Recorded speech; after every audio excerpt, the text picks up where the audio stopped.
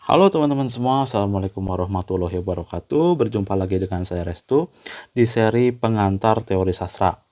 Nah, kali ini kita akan membahas mengenai klasifikasi sastra ya. Nah, sastra itu dibagi menjadi dua berdasarkan esensinya ya. Nah, esensi itu apa sih, Pak? Nah, esensi itu gampangnya isinya ya, isi ceritanya, isi yang terkandung di dalam sebuah karyanya. Jadi bagi menjadi dua, ada sastra populer dan sastra serius. Wow, istilahnya berat ya. Nah, populer seperti yang udah teman-teman tahu, populer itu banyak dikenal di masyarakat, digandrungi oleh masyarakat ya. Nah, bayangin aja ketika ada teman-teman sendiri yang populer gitu, orang yang populer itu berarti orang yang disukai ya, itu cirinya. Nah, sekarang kalau orang yang serius ya, orang yang serius itu biasanya gimana menurut teman-teman ya? Biasanya orangnya nggak pernah bercanda gitu ya. Nah, karena memang seperti itu ya, orang yang serius itu nggak pernah bercanda. Oke. Nah, sama halnya dengan sastra ya. Nah, menurut Umar Khayyam ya, di tahun 1981, nah 1981, oke, Umar Khayyam ya. Umar Khayyam beliau adalah seorang sastrawan juga. Nah, sastra serius adalah sastra yang tidak main-main. Oke, jadi kebayang ya teman-teman ya, definisi sastra serius itu menurut Pak Umar Khayyam adalah sastra yang tidak main-main. Nah, apa maksudnya sekarang tidak main-main? Ya, tidak main-main artinya kita baca sebuah karya dibutuhkan daya konsentrasi yang tinggi dalam membaca sebuah karya. Nah, oke, jadi di sini membutuhkan daya konsentrasi tinggi.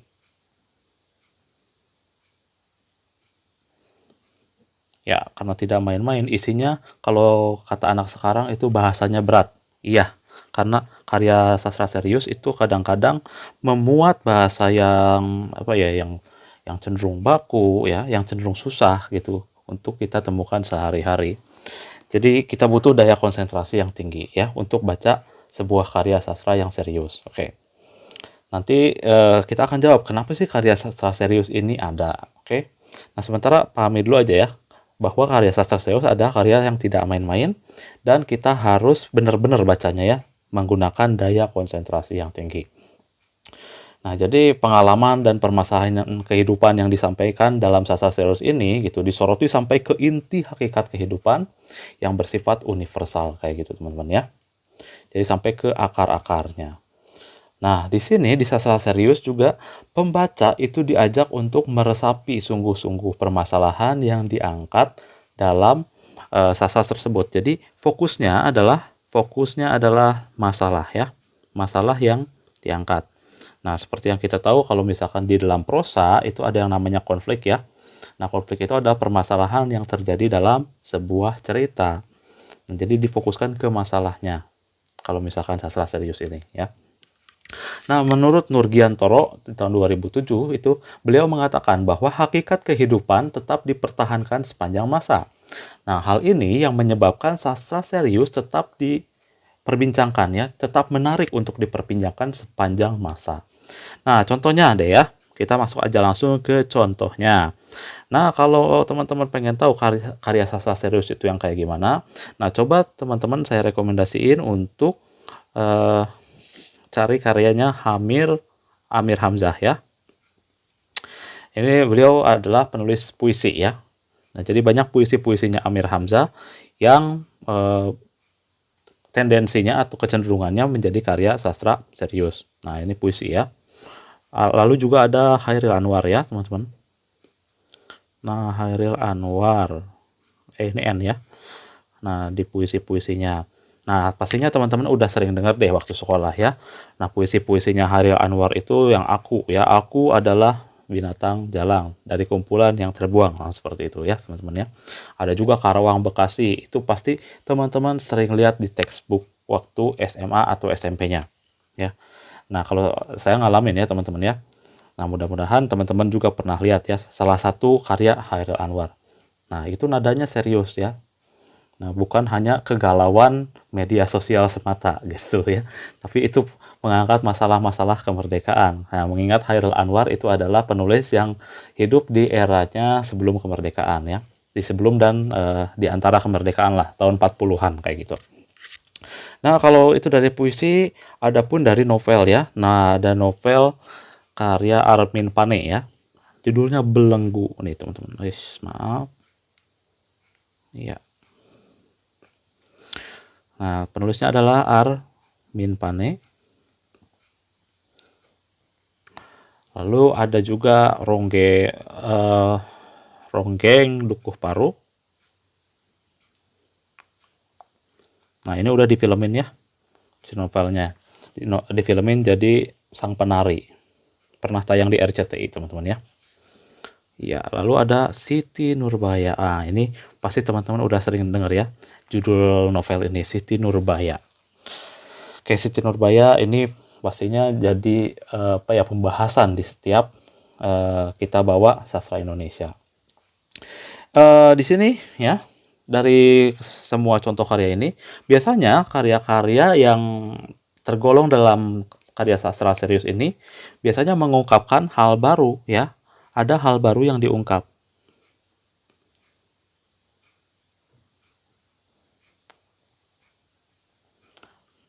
Ya. Misalkan Siti Nurbaya.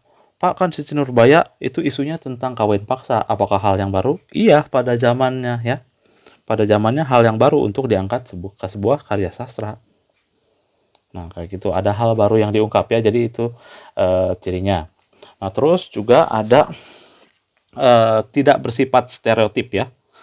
Tidak bersifat stereotip. Nah, stereotip itu adalah pandangan ya, mengenai pandangan luar ya, kalau misalkan gampangnya kayak gitu. Pandangan luar. Misalkan pandangan luar itu orang Sunda ramah-ramah. Kata siapa ya, ada juga yang galak gitu. Terus misalkan orang Jawa tekun-tekun, ada juga yang males gitu. Nah, itu adalah stereotip-stereotipnya. Kayak gitu ya. Nah, ini karya sastra serius nggak ada yang bersifat stereotip. Jadi secara objektif teman-teman ya. Oke, guru misalkan. Guru itu adalah seseorang yang berdedikasi untuk pendidikan. Kata siapa gitu. Nah, kadang ada guru juga yang misalkan terlibat aksi kejahatan kok gitu. Ya. Nah, itu adalah pandangan-pandangan secara stereotip ya. Oke, itu mengenai sastra serius ya teman-teman ya. Nanti mohon maaf saya nggak bisa paparkan satu-satu ya, ini ceritanya mengenai apa. Nah, yang penting ya intinya di sini ya teman-teman ya. Sastra serius itu sastra yang agak berat. Nah, kalau kita paparin secara mudahnya. Ada sastra yang berat, terus kita butuh daya konsentrasi yang tinggi untuk bacanya. Nah, fokusnya adalah permasalahan yang diangkat ya. Nah, masalah di sini mengacu pada masalah yang terjadi di dalam masyarakat ya teman-teman ya. Nah, karena seperti yang udah kita pelajari ya, ada pendekatan mimesis. Jadi mimesis itu pendekatan yang mencerminkan ya. Karena karya sastra itu adalah cerminan dari apa yang terjadi di masyarakat. Kayak gitu ya. Mudah-mudahan sastra serius ini bisa dipahami oleh teman-teman. Nah, sekarang kita mau beralih dulu ke sastra populer teman-teman ya. Saya hapus dulu ya ini. Mudah-mudahan ingat. Kalau misalkan nggak ingat, nanti teman-teman boleh putar ulang videonya ya. Nanti menitnya saya kasih deh ya di timeline videonya. Iya. Oke, teman-teman. Kita sekarang akan beralih ke sastra populer. Nah, sekarang sastra populer ya. Nah, populer itu adalah sastra yang populer pada masanya.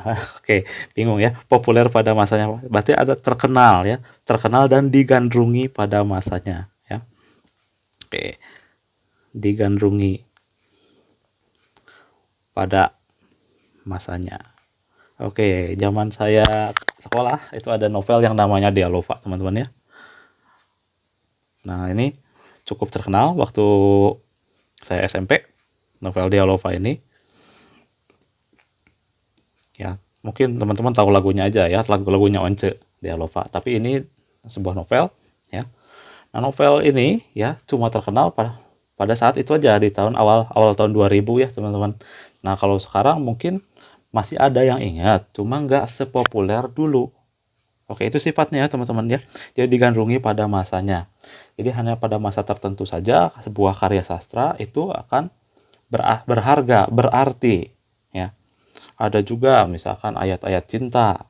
Nah, ayat-ayat cinta itu waktu saya SMP juga eh, terkenal ya. Terkenal dan laris ribuan kopi ya. Bahkan menjadi novel bestseller. Oke, jadi seperti itu, ada sifatnya adalah digandrungi pada masanya. Sebentar, oke. Nah, ini biasanya juga di sastra populer ini ada di kalangan remaja biasanya ya. Atau kita sebutnya teen lit ya. Nah, teen itu remaja, lit itu literature atau karya sastra. Biasanya di kalangan remaja ya. Nah, kalau untuk sekarang mungkin apa novel yang terkenal di kalangan remaja? Nah, semua pasti tahu nama ini ya, Dilan, ada Milea ya. Nah, ini adalah novel populer. Saya nggak tahu apakah beberapa tahun lagi nama Dilan dan Milea akan tetap dikenang oleh para pembacanya ya. Nah, jadi seperti itu teman-teman ya. Jadi ini kecenderungannya, cenderung digandrungi oleh para remaja ya. Jadi kita sebutnya teen lit.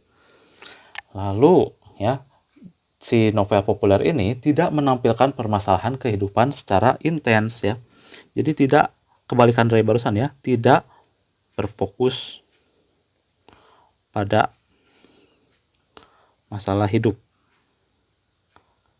secara intens ya. Ya konfliknya sederhana aja kan ya, untuk contohnya Dilan dan Milea itu ya udah gitu, ada anak remaja terus terlibat dalam percintaan, dan dalam percintaannya ada konflik, ya selesai gitu, nggak ada lagi permasalahan yang intens. Itu maksudnya teman-teman ya.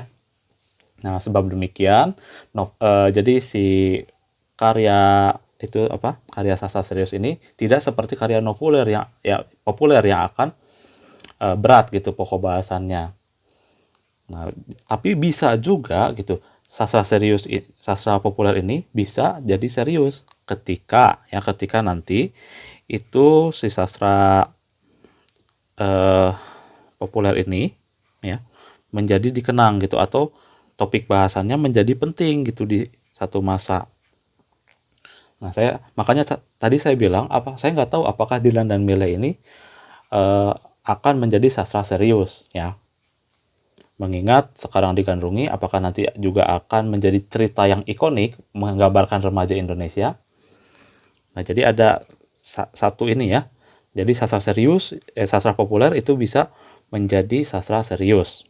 Itu ada satu kecenderungan gitu ya. Nah, terus dari sastra populer ini ya. Nah, sastra populer ini adalah semacam karya sastra yang dikategorikan sebagai sastra hiburan dan bersifat komersial, teman-teman ya. Oke, dibanding dengan sastra serius tadi ya. Dengan sastra serius kan ada Siti Nurbaya barusan. Siti Nurbaya sama Dilan versus Dilan ya, Dilan dan Milea. Nah, itu lebih komersial yang mana? Maksudnya lebih digandrungi yang mana? Pasti anak muda zaman sekarang lebih pilih Dilan dan Milea. Nah, ngapain gitu lihat lagi isu-isu kawin paksa, udah nggak terjadi di zaman sekarang gitu, udah jarang terjadi ya. Nah, artinya gitu, dari segi komersial, dari segi laku enggaknya itu bisa jadi ciri sastra populer ya teman-teman, kayak gitu. Dan biasanya sastra populer ini bersifat artifisial. Oke, artifisial. Oke, teman-teman pernah dengar istilah AI atau artificial intelligence, kecerdasan buatan. Nah, yang juga sama, sastra yang bersifat buatan. Nah, sastra yang bersifat buatan itu kayak gimana? Nah, biasanya ada over artificial gitu, over fiction gitu ya. Jadi ada fiksi yang dilebih-lebihkan, karena untuk apa? Untuk menarik minat pembaca. Nah, di sini nanti akan timbul keunikan ya. Nah, keunikan yang akan menarik minat pembaca.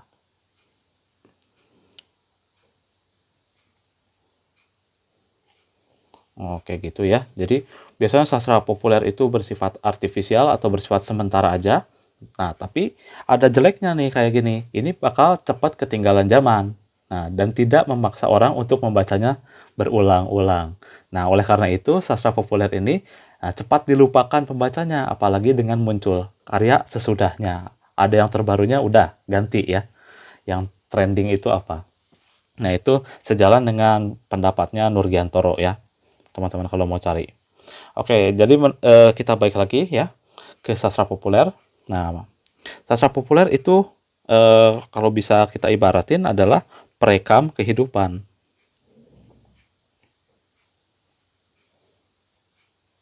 Nah, perekam kehidupan. Dan tidak banyak memperbincangkan kembali kehidupan dan serba kemungkinan gitu. Itu menurutnya Pak Umar Khayyam ya. Dan sastra populer ini menyajikan kembali rekaman-rekaman kehidupan itu dengan harapan pembaca itu akan mengenal kembali pengalaman-pengalaman sehingga merasa terhibur ya. Karena seseorang telah menceritakan pengalaman-pengalamannya itu. Sastra populer ini, sastra populer yang baik biasanya akan mengundang pembacanya untuk mengidentifikasikan dirinya. Oke, terakhir ya sastra populer itu lebih mengejar selera pembaca ya. Nah, lebih mengejar selera pembaca. Nah, kategori sastra ini tidak akan menceritakan sesuatu yang bersifat serius sebab akan mengurangi jumlah penggemarnya ya. Jadi yang dikejar adalah selera pembaca, teman-teman ya. Jadi sastra populer ini lebih mudah dibaca, nah, lebih mudah dinikmati. Nah, terus ia nggak mengejar efek estetis ya, nggak mengejar efek dari keindahan bahasanya, nggak gitu ya. Tapi melainkan memberikan hiburan langsung dari isinya, dan isinya pun tergolong ringan. Nah, itu jelas ya kenapa kita sekarang bisa bagi sastra dari segi esensinya ya, esensi. Nah, yang ini berat, yang ini ringan, yang ini berat ya, yang ini ringan, kayak gitu teman-teman ya.